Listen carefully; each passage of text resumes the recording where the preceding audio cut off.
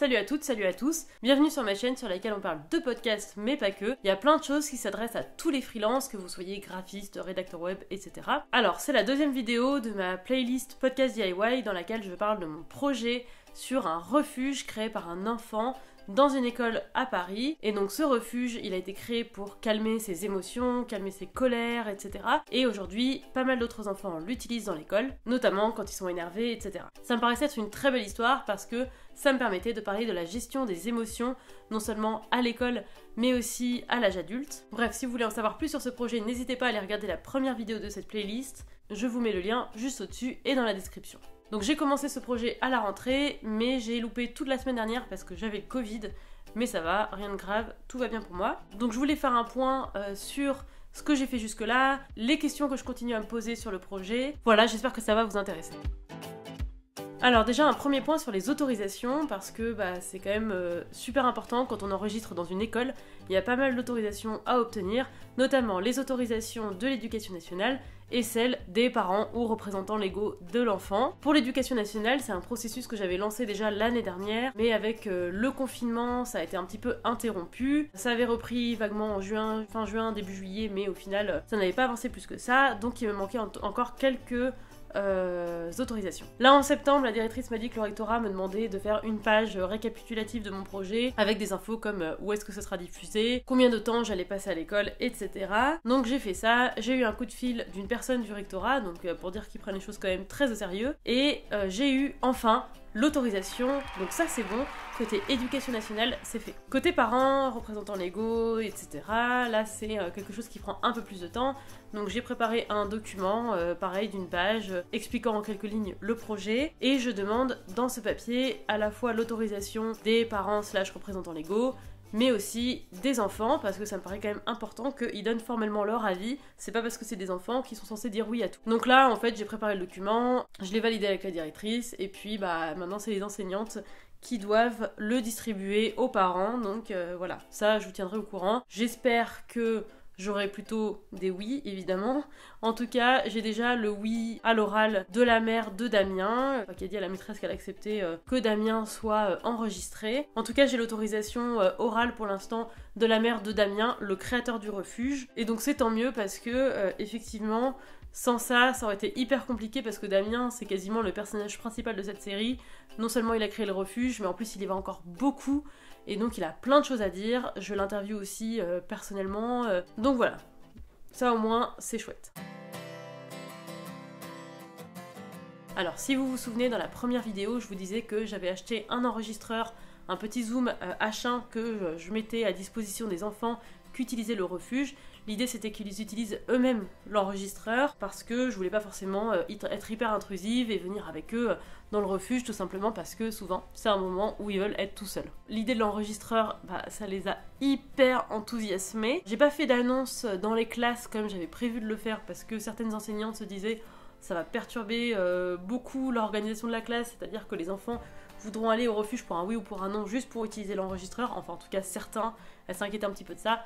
Donc ce qu'on a fait, c'est qu'on en a parlé à ceux qui utilisaient le plus souvent le refuge, et puis au fur et à mesure, quand des élèves utilisent le refuge, des nouveaux, etc., on leur parle de l'enregistreur, on leur demande si ça les intéresse, et puis ceux qui l'utilisent déjà beaucoup, comme Damien, peuvent former les nouveaux. Ils sont hyper contents d'avoir cet outil-là. Souvent, ils lâchent leur jeu pour juste utiliser l'enregistreur, donc je suis vraiment contente, ça c'est pas un souci. En revanche, je pensais pas qu'ils l'utiliseraient pour juste enregistrer leur jeu, ou pour juste s'amuser à s'interviewer, ou bien pour raconter des histoires. En fait, c'est marrant, mais je pensais qu'ils utiliseraient l'enregistreur pour dire pourquoi ils sont énervés, pourquoi est-ce qu'ils ont besoin de s'isoler, pourquoi est-ce qu'ils sont en proie à des émotions fortes, etc. Et en fait, là, j'étais arrivée avec mes idées un petit peu déconnectées de la réalité. Et donc ça, c'est un point important, en fait, dans un documentaire, c'est-à-dire que forcément, il y a des surprises, des choses auxquelles on s'attendait pas. Et en fait, finalement, avec le recul, évidemment, que les enfants ils ont pas spécialement envie de dire alors aujourd'hui je me sens comme ci, je me sens comme ça peut arriver, mais en fait ils ont juste envie d'enregistrer des moments qui passent et c'est tout aussi intéressant. L'idée c'est que vraiment ils s'approprient cet enregistreur et qu'ils en fassent absolument ce qu'ils veulent, donc ça c'est chouette. Alors côté qualité des enregistrements, il y en a qui se débrouillent très bien, d'autres un petit peu moins on va dire, mais ils vont apprendre au fur et à mesure, mais j'ai pas de son catastrophique, donc ça c'est déjà aussi un bon point. Concernant mes propres enregistrements, parce que forcément moi aussi je fais beaucoup d'enregistrements, alors il y a des enregistrements parfois dans le refuge parce que certains enfants veulent que je vienne avec eux, donc je joue avec eux, etc. Il y a aussi pas mal de moments de résolution de conflits, donc notamment dans le bureau de la directrice ou alors en ARR qui sont des ateliers de réparation. Donc ça c'est par exemple si deux enfants se sont bagarrés, la directrice va les aider à résoudre le conflit. S'ils sont en ARR, ça veut dire qu'ils vont réfléchir notamment à ce qu'ils ont fait, pourquoi est-ce qu'ils ont réagi comme ça, est-ce qu'il y a des choses qu'ils peuvent faire pour changer leur comportement à l'avenir, mais pas du tout dans une idée de punition, de sanction, c'est vraiment une idée de réparation, s'ils ont notamment tapé quelqu'un d'autre, etc. Donc dans ces cas-là, je leur demande toujours leur avis en amont, et s'ils sont d'accord, ils sont toujours d'accord, je précise, je les enregistre. Ça donne des moments absolument incroyables. Vraiment, c'est des choses auxquelles je pensais pas du tout assister, puisque forcément j'ai quitté l'école il y a longtemps et que je travaille pas du tout dans une école, et vraiment, c'est absolument incroyable les enregistrements que je peux avoir pendant ces moments de résolution de conflits. Il y a aussi pas mal d'enregistrements dans la salle des maîtres, alors ça s'appelle la salle des maîtres même si c'est que des maîtresses, et là c'est l'endroit où les enseignantes se retrouvent pour manger, pour discuter, etc. Et donc dès qu'il y a quelque chose qui a trait à la gestion des émotions, j'enregistre, parce que c'est toujours intéressant. J'ai aussi commencé des interviews, et notamment une interview de Damien, donc je l'ai interviewé hier, et c'était génial. En fait, je peux pas en dire plus pour pas spoiler, mais on a parlé du refuge, de pourquoi est-ce qu'il a créé le refuge, de qu'est-ce que ça lui apporte, pourquoi est-ce qu'il y retourne beaucoup cette année, et c'est vraiment des moments hyper précieux en fait de discussion, et en tout cas je suis ravie d'avoir ce genre de moments-là, et je pense que cette série sera une magnifique série, sans vouloir me vanter, mais c'est pas grâce à moi forcément, d'ailleurs c'est grâce aux enfants que j'ai en face de moi qui sont exceptionnels. Alors juste un mot sur le dispositif d'enregistrement, et notamment le mien. J'ai une petite interrogation sur ce que je dois utiliser pour avoir le meilleur son. Pour l'instant, je suis partie juste avec un Zoom H5 et j'utilise uniquement le micro intégré parce que c'est pratique, donc c'est petit. Ensuite, il me suffit d'appuyer sur un bouton pour lancer l'enregistrement. De toute façon, il est allumé en permanence, donc vraiment juste un bouton rec et puis voilà. C'est parti, donc c'est pratique. C'est aussi assez discret, donc c'est un peu moins intimidant qu'un super setup avec, j'en sais rien, 2-3 micros autour d'une table. Donc pour l'instant, je fais ça, mais après, ça veut dire aussi que je suis toute seule avec mon enregistreur. Donc quand il s'agit d'un échange, par exemple, entre la directrice et deux enfants, et ben je passe mon temps à faire comme ça entre les trois. Forcément, je vais rater les 2 premières secondes d'une phrase, etc. Enfin, on va l'entendre, mais en lointain. Je sais pas ce qu'il faut que je fasse. Est-ce qu'il faut que je continue comme ça? Est-ce qu'il faut que je mette vraiment plusieurs micros autour d'une table, sachant que ça peut être un peu plus intimidant, sachant que les échanges seront un petit peu moins spontanés. Là actuellement en fait les enfants notamment oublient assez vite le micro, c'est assez pratique dans l'état actuel des choses, et j'ai un petit peu peur de perdre ça avec vraiment plusieurs micros. Il y a aussi le fait que bon bah déjà je peux pas contrôler le son quand les enfants utilisent le micro de l'enregistreur tout seul dans le refuge, donc j'ai pas envie non plus d'avoir un son un peu moyen pour des enregistrements dans le bureau de la directrice et ailleurs, donc là ça me permet quand même de contrôler ça et d'avoir le meilleur son possible, donc je sais pas, je m'interroge. N'hésitez pas à me dire ce que vous en pensez en commentaire, si vous avez des suggestions, des recommandations.